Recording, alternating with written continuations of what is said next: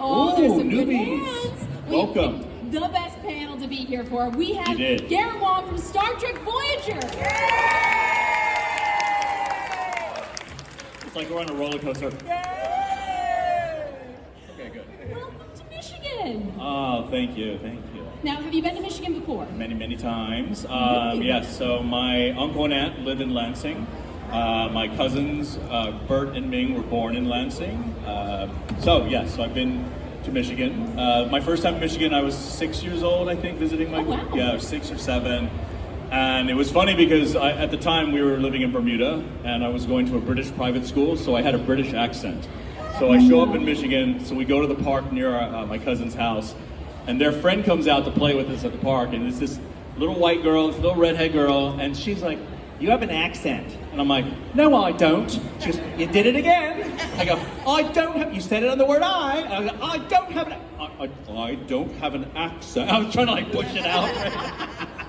Yeah. Oh, I was so annoyed by that little girl. I told my cousins I never want to play with her again. And she's right here. No, just kidding. She's not here.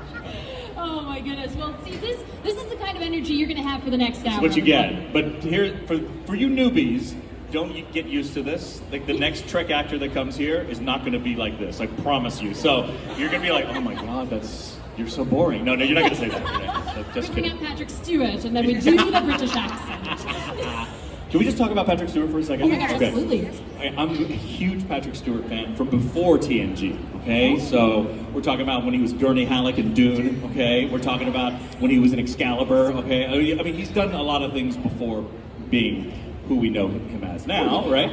But when I came on the set, I think it was we were shooting the 3rd episode maybe, and he was on set sitting next to the director on our set. I remember walking into the soundstage and I saw him, I went,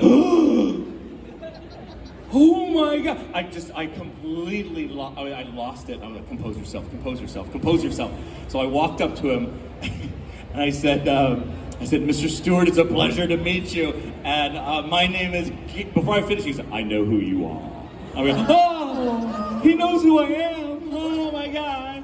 He goes, "I had the chance to watch your pilot episode, Caretaker.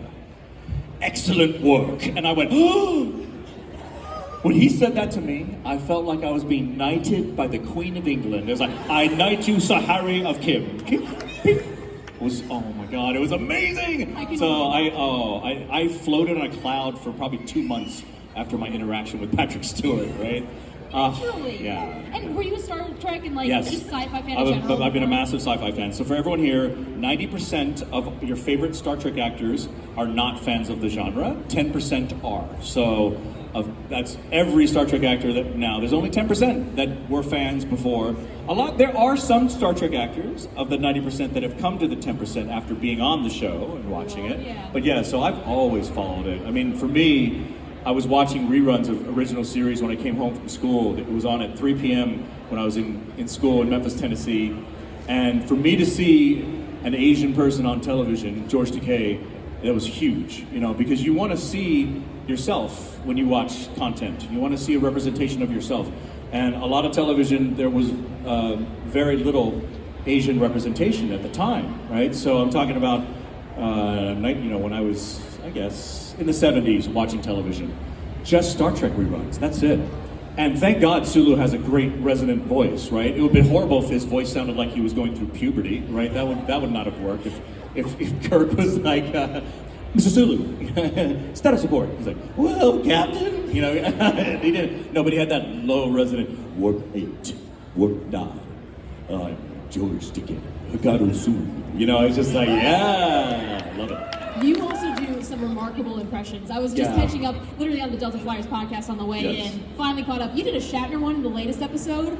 Was it good? Freakishly good. Oh, wow. Oh, my God. Sometimes it's good, sometimes it's not, So before Shatner went up in Blue Origin, that little rocket thing that he did, I texted him the night before. I was like, hey, be careful.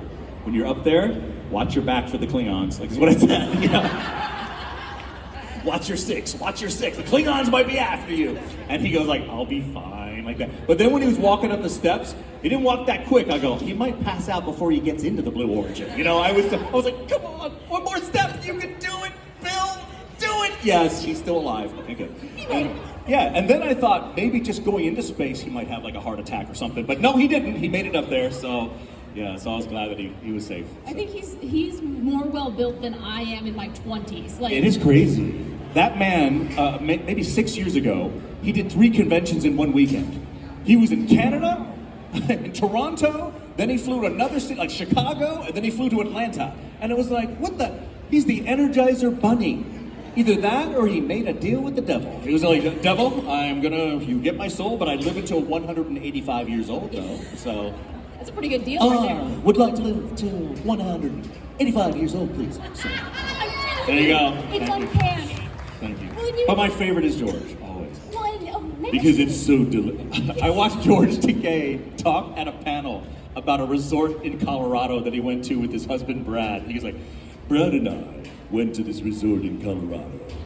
And the beauty of the nature in Colorado, the wildlife was amazing. But most of all, what I remember about that resort was the shower. That shower was glorious. Glorious. Oh my. Yeah. You just listen to him talk. Oh my God, what a great, yes. Well, You know, that should be my ringtone. Oh my. That's what I should have as my ringtone on my phone. Yeah. that'd be pretty. Okay. You'd be amazed how many different Star Trek sounds are actual ringtones now. Oh, I know. There's a lot. Oh yeah. There's a lot. Well, and getting into the Star Trek side of things, how many of you have seen Star Trek? I need to see every hint. There we go. Okay. All right. How many here, when they watched Star Trek, was TOS the first Star Trek they ever saw? Okay. Ooh. How many people here would say that TNG is the very first Star Trek they saw? Okay. How many here would say that Deep Space Nine is the very first Star Trek they saw? Woo! Yay! You're the winner! You too? You too? Kinda? No? Yeah. Kinda. Okay, you're the pure winner of the DS9. First series watched all the way through. Okay, all right. Who here watched Star Trek and the very first Star Trek they saw was Voyager?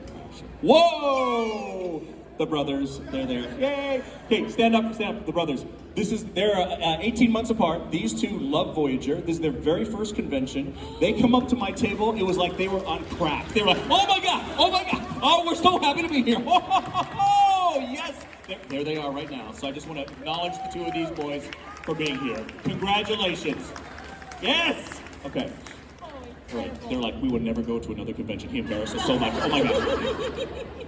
No, but that's the whole energy of this. You have so many fans of Star Trek. Yes. You know Star Trek. So what was it like when you had that role come up in Voyager? Did you know, like, immediately, I have to get this role? No, because it's interesting. Okay, let me just rewind a little bit. Next Generation was hugely popular. I do believe that there are more Next Generation fans than there are every other Star Trek incarnation put together, in terms of TNG being their favorite, okay? Now, when TNG came on, I was in college. I was very excited that, oh, this is the new Star Trek. It's been, 20 years since there's been a Star Trek show, basically. So I was so excited. I was in college. I sat down. I turned it on. It wasn't the pilot episode. It was a season 1 episode, but not the first episode. And it was an episode that all the writers of Star Trek have agreed that this is the worst written episode in the history of Star Trek. Of every series of DS9, if you conclude from the beginning of time up until that point on TNG, all the TOS episodes, nothing was as bad as this episode. And even till now, after all the Star Trek that's been produced, it's the worst written episode ever. And that's the one that came on when I was watching. I watched it all the way through, and I thought, oh my gosh, this is so bad. The episode name was Code of Honor. Oh. Code of Honor. For those of you who don't know, the first scene, they beam down to a planet. This is a planet of people. They're all African American with turbans on their head, okay? They look beautiful, but they come down, and so the lead alien comes to give Picard a gift, and as he reaches out, Tasha Yar kung fu flips him on the ground, okay? So now he's on the ground, and he's sitting there, I was like, I was trying to give you a gift, and Picard is trying to backpedal and says, I'm sorry, that's my security chief. I apologize. And then the guy's like, your security chief is a woman? Horrible script, okay? Watched it all the way through. There's a duel between Tasha Yar and the alien woman inside the cage, okay? And I thought, this is so bad. This is the worst thing I've ever seen. I turned it off, and I'm so depressed, okay? Now, 6 months go by, I go, okay, it's time, let's go next gen. Boom, turn it on. It's a rerun of Code of Honor. Oh no. I turned off the TV. I don't watch it again, trust me. I was like, no, not this episode. I turned it off, and I wait 1.5 years later. A year and a half. Turn on TNG, it's another rerun of Code of Honor. Oh my gosh. I'm not making this up, okay? This is real. And then I knew this was the universe, God, Allah, whatever you want to fill in the blank, telling me, thou shalt not watch Next Generation. Because if I had seen any other episode, I would have been a massive fan of TNG, like the rest of you. And when they told me you're now auditioning for the show that's replacing TNG, I would have been so nervous, I would never book that audition. I wouldn't have been Harry Kim. So I do feel that because the detachment that I had, I'd only seen the original series, right? And one episode of TNG. That detachment made it so that I became Harry, because God wanted me to be Harry. He was like, thou shalt not watch TNG, thou shalt be Harry Kim, Harry of Kim. Okay. Well, no, because you have Harry Kim. You ask any Star Trek fan, and you are one of the top characters as far as I don't relatable. know. Relatable, yes. And as always, in the top categories too. Katie, I've gotten this. Someone will come up to the table and they're like, you know what? I'm like, what? You're my 5th favorite Star Trek character. Number 5? 5? I'm not even on the podium, okay, for Olympics. I'm not gold medal, silver medal, bronze medal. I'm number 5. I'm tinfoil, okay? It's just like, what the, yeah. And they're trying to be nice here. You're my 5th favorite. I'm like, okay, thank you. Cool. Yeah, so. I made a list. No, because Harry Kim is so, oh, go ahead. I was gonna say, I think that Harry and Tom is one of the best duos in Star Trek. Absolutely. You can't. Yes. I mean, there's you will never not be entertained with the Harry and Tom scene. Captain Proton, one of the best holodeck sequences ever. Okay. Well, how much of that was just you and Robert Duncan McNeil, and how much of it was like written in the show? Because it seems like you guys continue on. Yeah, we're friends. It's written into the show, but in terms of hanging out off camera, we didn't, because he was always so busy with being a dad. He had 3 young kids, all single-digit ages, that he had to help raise. So every time after work was done, I would look at him, the whole first season, second season, the first 2 seasons worth of episodes. Every time we wrapped, I go, hey, do you want to go grab some coffee or a beer or whatever? Let's go hang out. And he'd be like, no, I'm sorry, I gotta get back to Carol and the kids. I can't do it. So I'm like, all right. I kept asking, then I gave up. All of a sudden, season 4, or maybe the end of season 3, we wrapped, and he looks at me, he's like, hey man, wanna go hit up a bar or something? I'm like, what? I go, what? I'm no longer the bridesmaid? What? I'm the bride? Oh my God. So I was so excited that he finally asked me to go hang out, and we did. So that was the one time that we were able to hang out off camera. The person that I hung out with all the time was the indomitable Mr. Robert Beltran, Chakotay, because he was right next door. His trailer was next. Yeah, people would think, that's a weird couple. He's 15 years older than Garret Wang. Why are they hanging out? Well, because he's the only single man without a family, okay? That's why! We were the 2 single guys. Yeah, we had no kids, no worries, no pets, nothing, right? So we were able to hang out a lot. So we were really, really tight, yeah. Awesome. Chakotay and Kim. Yeah, you go to a bar in LA and after hours, and you're just like, wait a sec, is that, oh my gosh, that's Chakotay and Harry? It's Chakotay and Kim. Yeah, they are. Yeah. Well, tell you what, I'm sure there's so many Star Trek questions we can talk about. Can we ask? Yeah, we gotta ask the audience. Yes, you guys have questions, so go ahead and raise your hand if you have a question. Raise them up. I'm gonna come around and she'll with come the around mic, and she'll give you the mic. Okay. And we're gonna do a little thing because I only see a few hands. Star Trek, we have extroverts, we have introverts. We also have bribery. I learned from Quark. We have some gold pressed latinum in this bag. So anyone who asks a question gets a slip. Do not tell the Grand Nagus, okay? I am already in trouble with him. Well, now that you put latinum in every hand, like, yes, yeah, question. There we go. So let's run around here and we'll see. Ah. All right. We'll go over here because I see two hands right next to each other. Say your name and what's your question? Hi, I'm Teresa, and I have a question about how you guys stay so slim on there. What was your diet? Oh, how we stay so slim in our Starfleet uniforms? Girdles. I mean, okay, here's the deal. We were slim in the very beginning. But then the men started eating all the little candies and little junk food and craft service, and we were not so slim, okay? And so we got a call from, basically they wrote it into the episode. If you remember the episode with the Demon Planet, the first Demon Planet episode, and that little silver liquid gets into Harry Kim's suit, and then it's compromised, his life support's going down, and then Tom's helping him back to the shuttle, and all of a sudden the silver thing goes into Tom's suit, and his starts to lose his life support, right? Well, the lines from there are something like, Tom goes, Harry. I go, yeah, Tom. He goes, promise me one thing if we make it back alive. I go, yeah, what's that? He goes, promise me you'll work out. That's what the writers did, the passive-aggressive writers. They wrote it into the script. They were like, we won't tell them to get thinner. We're just going to write it into the script and make them embarrassed. And that's what they did. It's in the script. They're horrible people. They really are.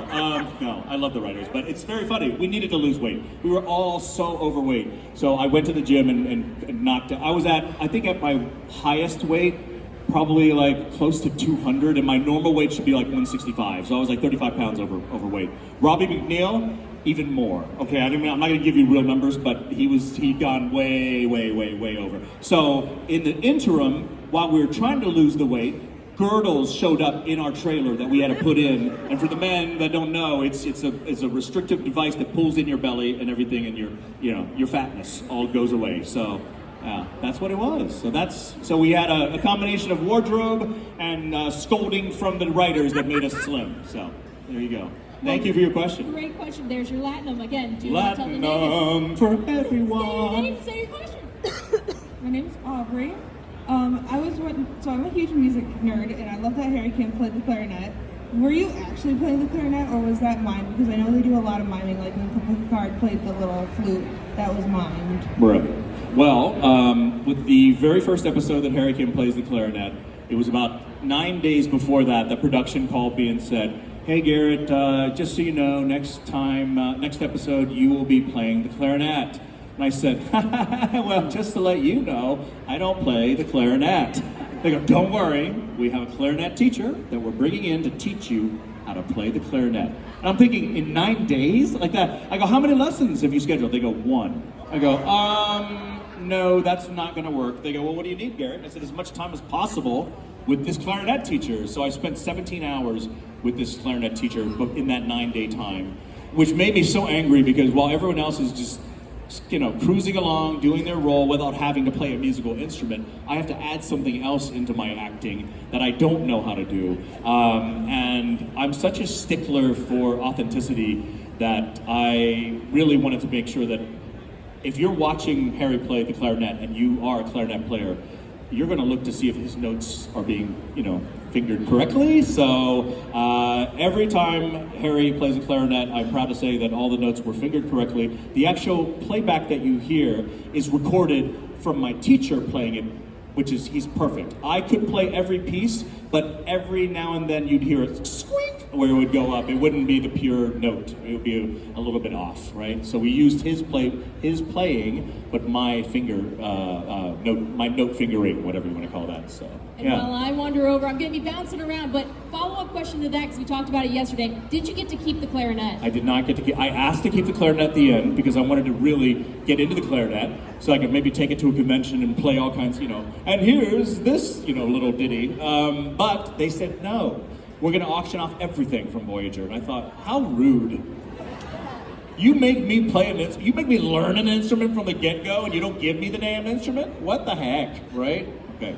Anyway. All right, we're back here, and I see so many hands, so we're going to get to all of you guys because Katie, I can run fast. You did yourself in with the latinum offer, I really okay? did. You really did. Okay. We have 40 slips. All right, let's see if we can get on everyone one piece. Say your name and question. Hello, I'm Vivian. I wanted to, so I love the lower decks. Were you gonna be Harry Kim, Harry Kim, Harry Kim, and Harry Kim? Yeah. What was like your process to go into like did you like have different modes? Like how did that work? Yeah, so first of all, when Lower Decks came out, when I first saw Lower Decks, let's say that, I was bowled over. I was such a huge fan right from the get-go, loved that show. How many other people have seen Lower Decks and love Lower Decks? Oh, yeah, look at that, yeah. Great show. They reference all the different treks, right? Mike McMahon is a huge Uber nerd. That whole show started from a Twitter account, like that he had put up, right? Which was very funny, a Lower Decks Twitter account, and that became a show. When I met Mike McMahon, well, actually, it's funny. We were at Star Trek Day. They were announcing all the new shows. They were announcing Strange New Worlds, Lower Decks, everything, Prodigy. They were all announcing this before any of them had shot a single, before they had aired anything. And I was part of the show. I was presenting a little bit about Voyager. They had seated me in the front row to the very left, and the seat next to me, I didn't know it was Mike McMahon. But he didn't talk to me at all. Like I kind of looked at him, and he just looked really nervous, and he kind of looked away. And then later I had him on my podcast, the Delta Flyers, as a guest. And I asked him, I'm like, dude, why didn't you say something when you were sitting next to me? And he was like, I don't know. I was scared. Like he was fanboying over the fact that Harry Kim is sitting right next to me. So he was kind of going, it was kind of cute, yeah. But yeah, so when I first saw it, and I saw Robbie was in the first season, in the awesome episode We'll Always Have Tom Paris, where he did a great job on that. Robbie told me he just did the voiceover for that, and he told me it was weird because everything he did, they kept telling him, bigger, louder, and he kept thinking, this is way too much. And in reality, animation, you need to be bigger. It's always got to be bigger. You can't be regular life energy. It has to be higher. But I was really jealous that he got on that episode. I'm like, God dang it, you don't even act anymore. What the heck, You're a director. Go direct something. So then they brought him back again as Nick Locarno, the TNG character, in a later season 3 or 4 of Lower Decks. And that's when I sent a text to Mike McMahon. And I said, hey Mike, great job having Robbie twice. And I was like, I was so like, but please don't forget about Harry, is what I said. So he messages back. He's like, "Oh, don't worry. We have discussed Harry every day in the writers' room since season 1." So he's like, "We have not found the appropriate way to put Harry in, but we will. We want the perfect setting, the perfect plot, the perfect everything, and it's coming. But just be patient." And it was the next to last episode that I was in, but at least I got in, and I had a blast doing that. They got me to do basically 3 to 8 takes of every line of every different Harry. One of the funniest questions I get at appearances like this are, "Did you do all the Harry Kim voices?" I'm like, "No, John Cho did one, Jackie Chan did 2 of them. They just picked out random Asian actors to do other ones, so no, yeah, I did all of them." So. Anyway, thank you. It was wonderful. Great question. We're back in the center row. What's your name? What's your question? Hey, hi, it's Marty. Hey, Marty. Hey, was there anything absolutely hilarious, bloopers, while you're doing the set that would have come out that stands out? And also, were there any, like, personal injuries on sets? Okay, the only injury... Oh, yes. Oh, my gosh. Let's start with the injury thing. I injured myself in The Shoot. That's the episode with Tom and Harry in the alien prison ship. That set was horrible. It was just everyone on the crew and the cast ended up getting bronchitis. It was horrible. The dust, the dirt, the fake smoke that was piped in. But I tripped and fell on this wire, this metal stair going up. So I gashed open my shin, so I was bleeding. So I injured myself there. The only other injury I've had is more injuries to my uniform, because I'm like the court jester basically on set. So I'm the real life Neelix on the set off camera. That makes sense. I'm the morale officer. I'm the one going, "Hey guys, let's go do that." I'm literally Neelix, and you would never guess that, but that's how it was. So I'm very active. I move around a lot, and I've split my pants right down the butt. Right there. That Starfleet uniform. Rip. It's just like. Wardrobe, yes, but they have like 20 different Harry Kim uniforms. So, but the funniest thing that ever happened, to answer that, was we were filming in Bronson Caves. It was the episode with Amelia Earhart. And so we were outside there being shot at by the human aliens that were kind of pinning us down with phaser fire. I'm trying to pull Fred Noonan out of there, right? Amelia's companion. And it's so hot that day. Literally, we are sweating like crazy. We're outdoors in Bronson Canyon, about 15 minutes from Paramount Studios, and we're just sweating. And all the actors are complaining. We are complaining like nobody's business. Everyone's like, it's so hot. Can someone bring an umbrella? Can someone bring more water? We're so hot. We are all complaining, like a cacophony of complaints. It's like a symphony of complaining.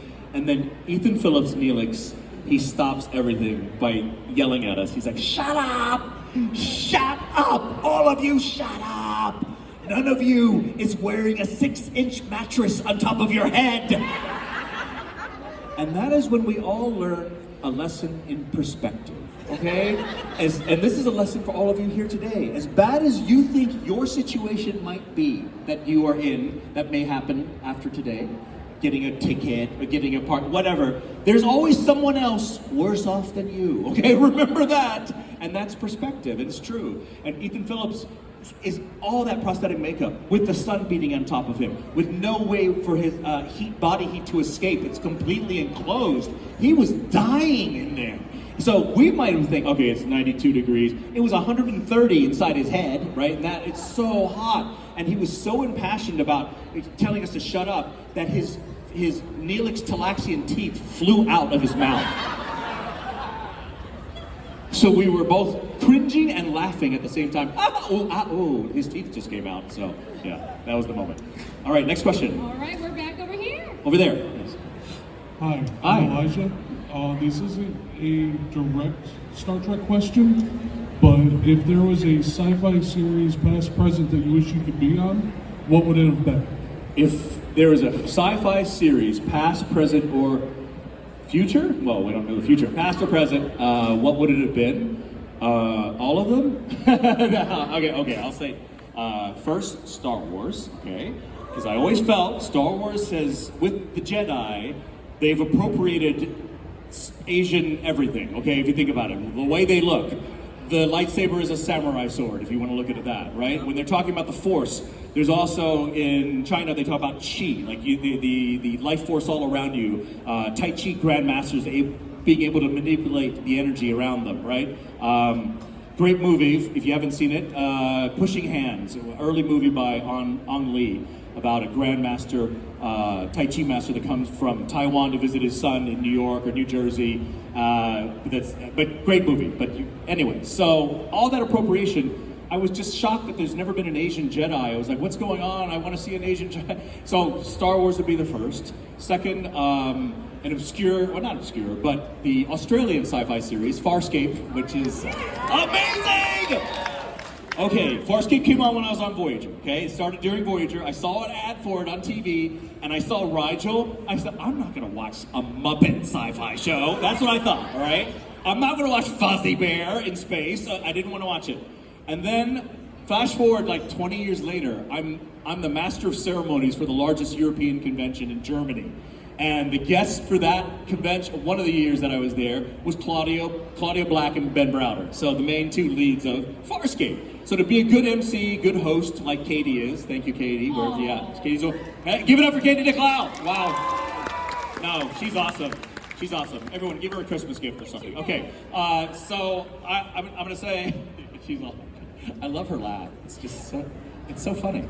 Okay, I lost my thought. What am I talking about? I'm talking about what? Farscape. Oh, Farscape. Oh my God. So I said, all right, to be a good host, I'm gonna watch the pilot episode of Farscape just to know the characters. That's all. That's all I need to do. So I turn it on, I watch it, I go, oh my, oh wow, okay. Episode 2, episode 3, episode 4. I binged the whole series, okay, everything. And I thought, good Lord, this is amazing. I love this show. And I love when guest star aliens of the week come in with an Australian accent too. They're, G'day. Yeah, and they're like, all right. So we're from Rigel 3, and yeah, it's the best. All right, next question. Okay, let's see, we'll wander over here. We have, oh wait, there's your Latinum. There we go.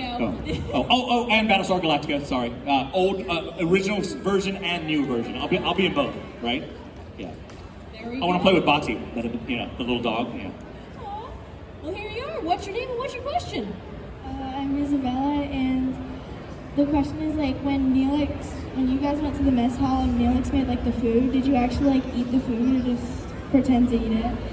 Oh, okay. So when we go to the mess hall, Neelix makes food. Do we actually eat the food or do we pretend to eat it? Okay. So in Hollywood, they'll have a spit bucket nearby because if you're doing multiple takes, you can't keep eating and eating and eating. So a lot of times people will chew and just spit it out.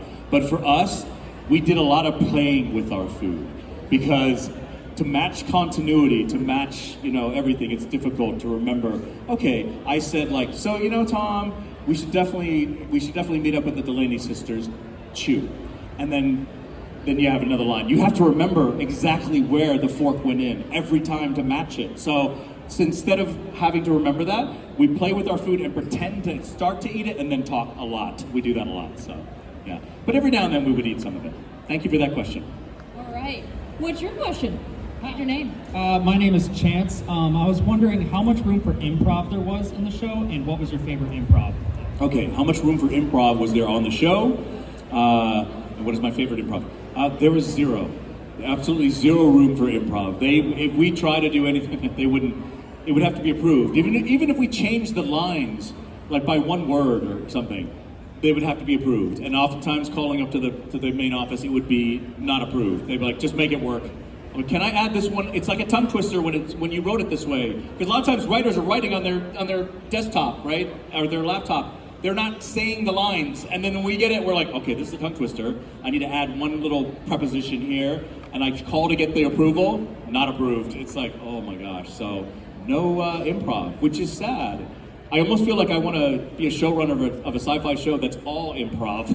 No lines at all. Just a general direction that we're going, that's it. So that'd be fun, right?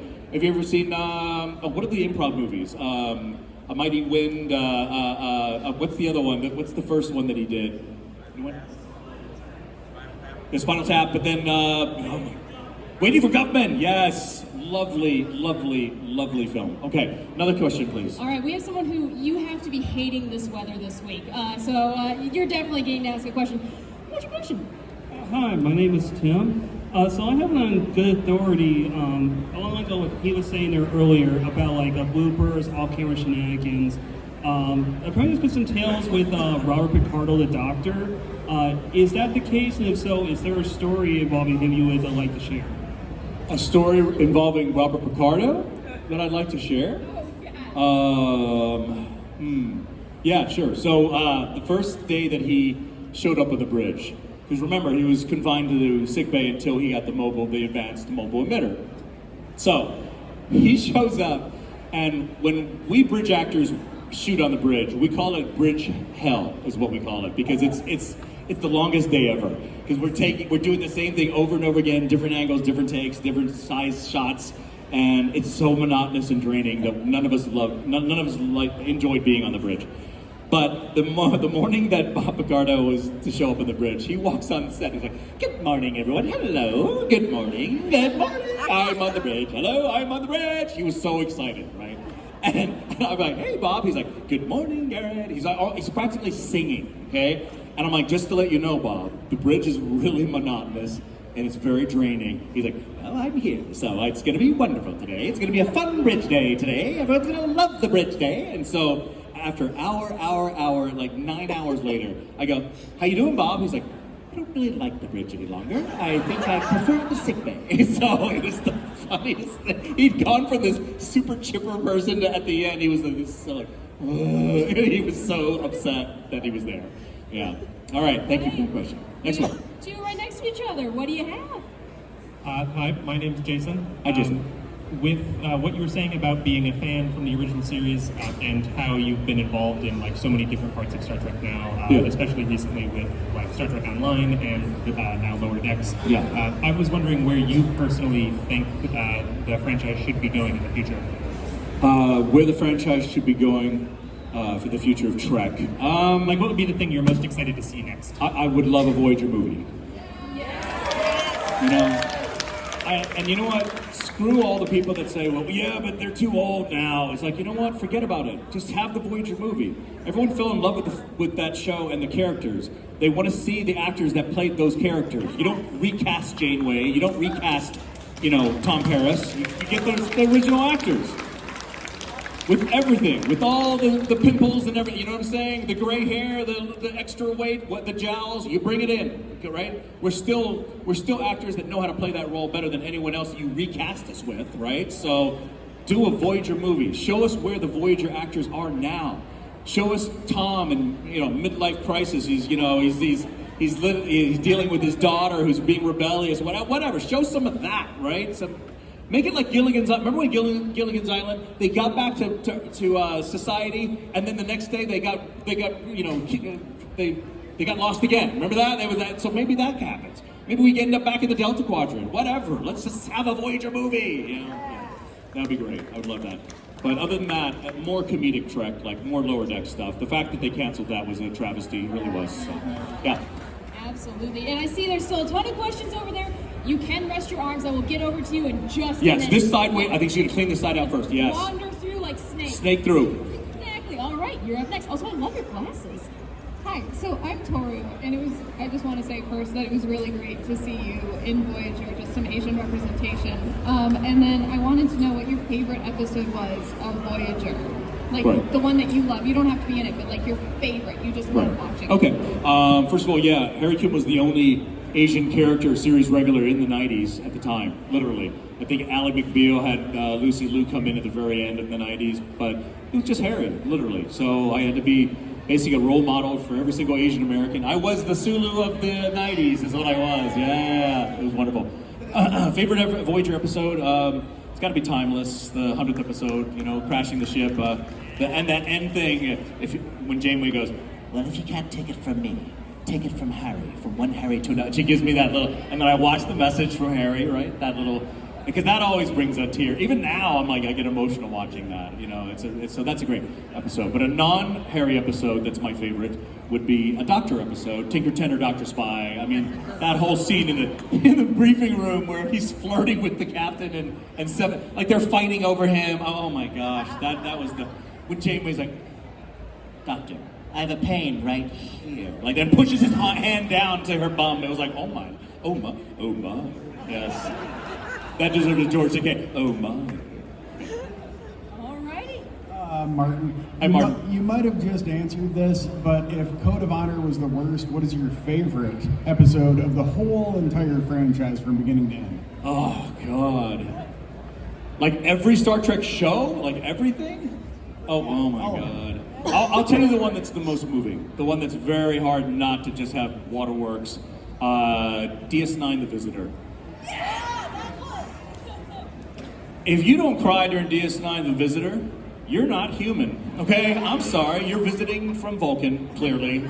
You're Tim Russ, okay? So, Tim Russ is the only guy that I forget his first name. Oftentimes I'll be like, hey, Tuvok, come here, like that. I just forget Tim. And it's funny because Tim and Tuvok both begin with T. I should know that, but I don't, yeah. So yeah, Visitor is an amazing episode. Next question. Yeah. All right, you're up.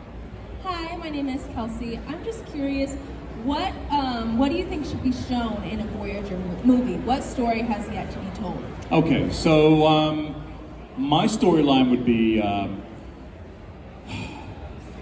Seska's child teams up with Janeway and Tom's lizard babies who are now human. Those four, that quartet, that's the quartet of revenge. And they're out to dish that revenge on the Voyager crew. So that's it, right there. It's clear. It's very, very clear cut there, right? I'll start the petition for that, because oh my gosh. Yeah, that would be amazing. And Janeway and Paris's lizard babies turned into their human form are badass. They're like better than Jem'Hadar. They're like, they're just so. And they're hot. Yeah, make them super hot. You know what? Yeah, just make it like Star Trek Twilight, whatever. Just put these really hot-looking vampire lizard baby people in there. Yeah, they'll be vampire, and they're gonna glisten and twinkle too. Yes, sparkling, glistening children of Paris and Janeway. There you go. Okay. Absolutely incredible. It might be a comedy or maybe a musical. I don't know, but we'll figure it out. But I do believe there can be Star Trek the Musical, and if it was on Broadway, that would be the #1 watched play. Everyone would go see that! Can you imagine that? Yes. So you take a song from Frozen, and you can start with, "Have you ever been to Rise Up?" We have the Wharton Center downtown. We will cast you. Wouldn't everyone come to that? Oh my God. That would be the best. Oh my God. Okay. All right, we have another question for you. What was your favorite alien in Voyager? What was my favorite alien in Voyager? Well, I'll tell you my least favorite, the Kazon, okay? What is going on with that hair, okay? What is that? Originally, they were supposed to have dreadlocks. They were supposed to look like Predator, okay? Then someone goes, no, let's just do this. I don't know what this is. And the stuff stuck in their hair, that was pig ears. Like pig ears that you feed a dog, that was stuck in there and painted. It's like, what are you doing? I'm surprised we didn't have any stray dogs attacking a Kazon guest actor. Like, ah! Look at me. So, yeah, no. But my favorite alien, oh, I like those observer aliens. The ones that they're really kind of pudgy. They look like Humpty Dumpty. They're like a big egg-looking kind of aliens. Those are kind of cool, I guess. Yeah. But thank you. Good question. All right. Did you give her Latinum too? Oh, she got. You know what? You get 2. Aw, you're There special. you go. For inflation. All right. All right. Inflation. What's your name and what's your question? Hi, I'm Al. I'm wondering, how would you like to see the character of Harry Kim developed in the future specifically? Like, what would you imagine his future career to look like without the tyranny of Rick Herman? Right. How would I like to see Harry develop in the future, if you know, in a film or TV, whatever? I'd like a promotion. That'd be nice. I'd like to see him get past Ensign. That would be really wonderful. In the beginning, I used to hate that. I used to be so upset that they never promoted Harry. But over time, I've learned to embrace it. So every video game that I play, my name on any game is Forever Ensign. So if you're playing Call of Duty or if you're on Pokemon Go and you see a stop that has a Pokemon in it and it says Forever Ensign, that's me. So just so you know. Yeah. Living that brand. Yeah. All right, we'll finish up on this side. Did you just raise your hand with a Spock? It looked like... Ooh, Spock hand. You cosplayed so hard that it just happened. All right, what's your name? What's your question? Hi, I'm MJ, and I was wondering what the biggest adjustment was when doing Lower Decks versus screen acting, since voice acting and screen acting Yeah, the biggest... vastly different. The biggest change from doing regular screen acting to Lower Decks animation voice acting. Actually, before I knew I booked the role, and then I went up to Tawny and Eugene. I saw them at a convention, and I said, "Guys, I'm finally here." And they're like, "Yeah!" They all sci-fived me, right? So then I was so excited, and I said, "Any words of advice?" And they both went. Eugene said, "Yes, faster and bigger when you deliver your lines." So that's the key. You got to keep it moving. You can't take any pauses. You know what I'm saying? You can't do any Shatner pauses. You know, you can't throw that in there. You have to just keep it going, and it's got to be bigger than life, really. So that's the difference. Thank you. All righty. You've had your hand up for a while. What's your name? What's your question? I'm Jody. Hi, Jody. You said that you only saw the one TNG episode. Have you since seen TNG episodes? I've seen all the TNG movies, and I've not gone back to see any TNG episodes because I am waiting to possibly review them on my podcast. So we'll see. So for those of you who don't know, the podcast started in 2020, and we finished all the Voyager episodes. We talked about all the behind the scenes of each Voyager episode chronologically. We finished in 2023. We did a Twitter poll and asked what the fans wanted to see next. They voted D Space Nine, so we brought Jadzia Dax, Terry Farrell, and Armin Shimmerman-Quark as our co-host. They alternate each episode right now. So we're in season 4 DS9. When we're done with that, I have a sneaking feeling that you're going to have some familiar TNG people on our podcast, so we'll see. Yeah. Fantastic! I made it back to your side! Yay! Now we do have about 10 minutes until the panel has to Yes, so I'm make gonna them quick. fire. Yeah. All So you just went from west to east Lansing. Okay, let's go. So, of all the aliens on Voyager, if you were allowed to play one of the aliens, sort of like Jeffrey Combs did, which alien would you like to play? Okay. If I was to play an alien on Voyager, it would be hands down. Klingon. I wouldn't be Klingon. You know, I know that we had Klingon episodes. We did have Klingon. Yeah, so Klingon, hands down. I mean, that has the most emotion of all, right? You can actually do something, I think, as a Klingon. Whereas Vulcans are so, Borg are so, like everyone's like, I want to have some movement, some activity. So, I think, would you say that? Aren't they the most active or the most, physical of all the? They have the best weapons. Yeah, they got batlets. Can't beat that. Can't beat that. Great question. There you go. In fact, I actually did at one of that German conventions I went to. They had a talent show. All the actors were doing stuff on stage, and I went on stage. I took a batleth on there, and I taped glow sticks all around the side. I turned off the lights, and I did a whole batleth routine with glow sticks on it. No way. I can be back from Meyer in 10 minutes. We can do this. We can do this. Okay. All right. What's your name? What's your question? Yeah, my name is Mandy. It's an honor to meet you, Garret. Aw, hi. Thank you. So, it's obvious that one thing that went throughout all the series is that people logged a lot of hours into the holodeck, right? Yeah. So if Harry Kim were to have a holodeck addiction, just like Lieutenant Barclay? I like Lieutenant Broccoli better, okay? What addiction would Harry Kim have? It was a modern day video game. Oh, modern day video game? Yeah, in the holodeck. Oh, God. It'd probably be Halo. Yeah, it'd probably be Halo or Call of Duty, I guess. Yeah, those two games. Or some Pokemon something. I've been playing Pokemon Go for a long time now, so. But yeah, let's say Halo. Awesome. Okay. Solid choice. Also, solid hat. What's your name and what's your question? Hi, I'm Vicky, and I have interacted with you at many, many conventions, Star Trek cruise. Do you have a favorite fan moment that stands out in your head? Like a favorite, most memorable interaction with fans? Yeah. Okay, I'll give you one, which is interesting. I was eating at a restaurant in Los Angeles with a buddy of mine. On one side of the restaurant, at a table for two, we're eating there, and across the way, at another table, at the other side, was another person eating with their friend. And at the exact moment that I looked over, this one individual looked at me, and I noticed it was actor Dennis Haysbert, who played the president on 24, Allstate commercials. We locked eyes. We both just got up at the same time, like this. And we just walked towards each other in the restaurant. We met in the middle, and I said, "Mr. President?"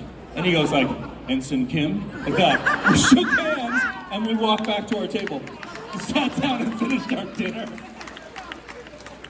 It was just mutual admiration. I go, "I'm a fan of you," and he goes, "I'm a fan of you." I go, "Let's finish our meal." All right. Like it was the best. Oh my gosh. So that was probably the craziest fan moment I've had, where it was a double fan moment. Me and he were both fanning out. Yeah. Thank you. All right, next up. Hi, Garret. My name's Scott. Hey, Scott. I'm actually a co-host of a Star Trek podcast called Trekcast. Oh, great. Sorry, ladies, I'm already married. Anyway, I just want to say how much we appreciate you. Thank you. Coming to Lansing and doing everything you've done for the franchise. I love the podcast, by the way. Thank you. So I speak on behalf of everybody at Trekcast, and I'm sure I speak for everybody in this room when I say thank you. I appreciate that. Thank you so much. Yeah. What's the name of your podcast? Trekcast. Cast. Oh, C-A-S-T. Okay, got it. Because right now your badge is blocking the A and the S, so I was like, is it Trek? Okay, Cast. Okay. Trekcast. Yes, got it. Thank you. Weekly podcast every Sundays at 10 o'clock. We do a show.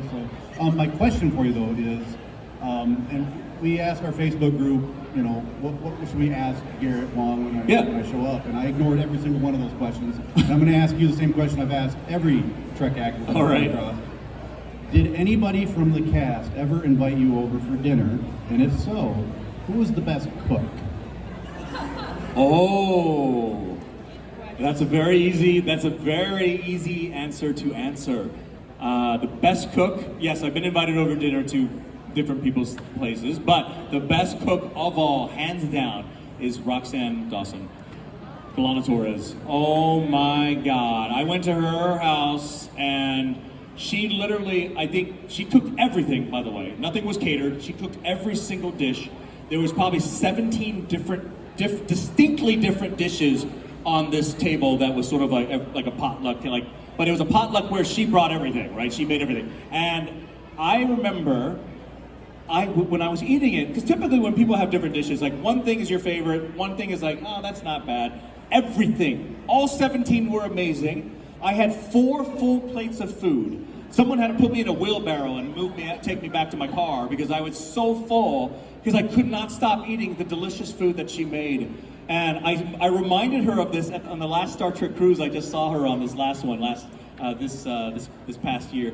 And I said, oh my God, thank you so much for that amazing experience. And she goes, well, you know, we're in Nebraska now, so we always have a big Thanksgiving. So I'm actually this Thanksgiving going out to see her to eat more of that food. And visit her too, of course. Yeah. Okay, Roxanne, I'm not here for you, just your food. Okay. Yeah. You bring the girdle back. Yeah, bring the girdle back. Yeah. Next question. Right. Next up. Hi, I'm Lisa. I'd like to ask if you could design yourself as any Star Trek character, any type of character, how would you design yourself as a Star Trek character? Oh my gosh. I think I would like to be an alien Starfleet member. I would design myself as a Bolian, but just to be blue for fun, you know, just to have something going on. I kind of missed that. I felt jealous that Neelix got to have all that stuff on, you know. I felt, because a lot of people don't like prosthetic makeup. I think it's fun, so it's like, please give me something. So when they made Harry really old in that one episode with Michael McKean, right, the Thaw, it was like a dream come true. Like 3.5 hours in makeup. Like, give me more time in makeup. I'll do it all. I'll cover my whole body, whatever. So I don't care. I had so much fun. I love that. Yeah. Fantastic. Thank you. Now, we have about 4 minutes left. Okay, let's go. Change of hands. I'm going to rapid fire this. Let's do rapid fire. What's your question? Hi, my name's Mike. Hi, Mike. Hey, so post-Enterprise, I'd say there was a kind of a dark period where we didn't see much sci-fi television. But right. There's been a big resurgence. Yeah. And so, do you have? It sounds like you're a big fanboy. Favorite sci-fi series that's maybe the last 10, 15 years that's come out? Strange New Worlds, probably. You know, I've been following that pretty strongly. But I like all the new Trek that's come out, all of it. Lower Decks, clearly, even Prodigy, I enjoy that. But other I haven't had time to watch any of the Star Wars series, the new series that have come out. I need to see some of that to make a good answer. But right now, I'll just say Strange New Worlds stuff. Yeah, thank you. A solid choice. Next up. Okay, so hi, I'm Ben. Hi.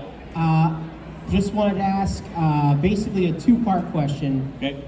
What was your least favorite Voyager episode, and was it Threshold? It was not Threshold, but actually it was Twisted, where every part of the ship was like moving, like changing and shifting. I hated that episode. Filming it, just doing it. Isn't that the one where Janeway's like ka poo poo pee pee? Like she's doing some weird like baby talk thing, you know? So yeah, not that. That's the worst. Yeah. Thank you though. All right. Hi, I'm Leary. There's different guest stars. Who is your favorite? Favorite guest stars? Probably. Oh, jeez. Oh, that's tough. Yes. Oh my God, favorite guest star would be. I know we have limits of time too. Favorite guest star would be. Oh God, Andy Dick as the new Doctor. Okay. The 27th century Doctor. Okay, hi, my name is Dan. Two quick questions. Go.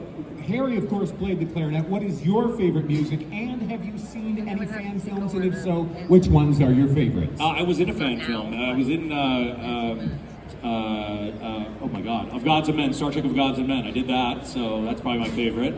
And then favorite music that I listen to? Is that what you're asking? Like genre? Okay. Well, it's funny. Like, if you, during filming Voyager, back then, all the cars had like 5-disc CD changers or whatever in them. So in my 5-disc CD changer, driving to Paramount Studios to work on Voyager, it was all rap. I mean, it was like DMX, Cypress Hill, you know, it was just Nas, you know, so it was all rap.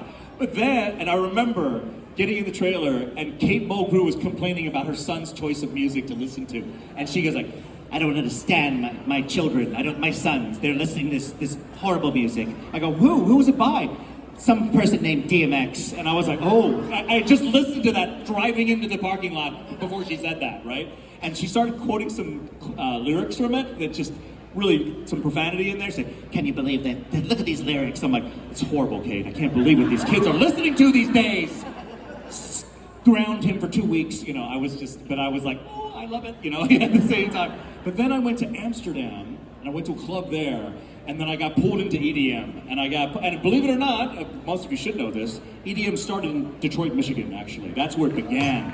Michigan started EDM. So, Amsterdam, I think I went to a club with a very early young Tiesto that was spinning there, and I fell in love with trance music specifically. But electronic, EDM music is a lot of what I listen to now. But I listen to all genres. I listen to country, I listen to classical, I listen to classic rock, you know, I don't care. I love it all. So, but thank you. Thank you. All right, so we are out of time, but No, I'm we're not. inviting them to go to your booth. Okay, they will ask the questions at my booth. The inflated rates of Latinum. Oh. But we do have to clear out the stage, but you're going to Darn. be here all weekend. I'm here all weekend, so if you do have a question you did not ask, I'll be at my booth. Come by. You don't have to buy anything. Just come and say hi. It's up to you. So thank you so much for being at my panel. Big fan of Michigan. Thank you for having me. Thank you all. Go ask him questions. Go see him. He's here all weekend. And have a great con, everyone. Katie Nicolau!